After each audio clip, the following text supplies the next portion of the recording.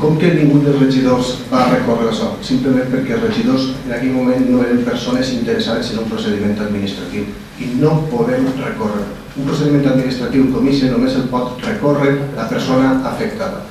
Aquest tema no va passar pel ple ni per cap comissió informativa. Com a molt podria haver una resolució d'un òrgan municipal i nosaltres no podíem. I vostè encara que hagués estat així tampoc hauria pogut. Però sí que políticament ens manifestarem en contra de lo que s'estava fent. Això de que ningú polític va participar en el procediment seguit en aquell moment no és cert. Qui va anar a l'Ajuntament de Catarroja a assessorar-se? Qui va decidir que vinguera una determinada persona a assessorar a l'equip de govern? Qui va dir a determinada persona que se feren unes bases? Qui va dir a determinada persona que fera un temari? Qui no ha aprovat i de qui és competència? Per què no s'han aprovat els equips quan tocava? Ahí hi ha una persona que com a mínim té una responsabilitat.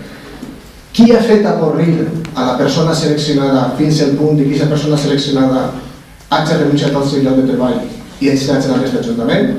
Si vostès creuen que cap polític ha participat en ninguna d'aquestes coses que jo he dit, jo he de viure en un món i vostès en un altre.